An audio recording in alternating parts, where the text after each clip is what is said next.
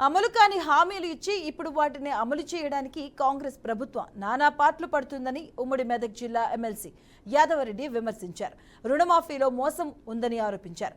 31,000 కోట్లతో రైతు రుణమాఫీ చేస్తామని చెప్పి కేవలం 26,000 కోట్లు మాత్రమే విడుదల చేశారని ఎద్దేవా చేశారు. సీఎం రేవంత్ రెడ్డి కొందరు గూండాలను ప్రోత్సహించి హరీష్ రావు క్యాంపు కార్యాలయంపై దాడి చేయించారంటూ మండిపడ్డారు.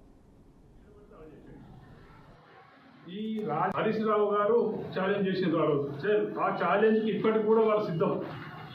మీరన్న ఆ 4 మాటలు ప్రజల ముందు పెట్టండి. సార్ ఏమన్నాడు, ఆగస్టు 15 లోపల ఏకకాలంలో మీరు 6 గ్యారంటీలు 2 లక్షల రుణమాఫీ చేసినట్టయితే నేను రాజీనామా చేయడానికి సిద్ధంగా ఉన్నా అని హరీష్ రావు గారు అసెంబ్లీలో చెప్పిండు, బయట చెప్పిండు, ఏడబడితే అలా చెప్పిండు.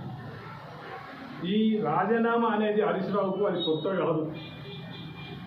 ఉద్యమ కాలంలో 14 ఏళ్ల ఉద్యమ కాలంలో హరీష్ రావు గారు సుమారు 3-4 సార్లు రాజీనామా చేసిండు. మంత్రి పదవి కూడా చేసిండు, ఎమ్మెల్యేకే కాదు. అటు కేసీఆర్ కానీ అప్పటి టీఆర్ఎస్ నాయకులు ఎమ్మెల్యేలు కూడా ఎప్పుడు తెలంగాణ వాదం బలహీన పడ్డప్పుడల్లా రాజీనామా చేసి మళ్ళీ ప్రజలకు పోయిండు, ప్రజలతోటి నెప్పు. కాబట్టి ఇలా హరీష్ రావు లాంటి నాయకునికి రాజీనామా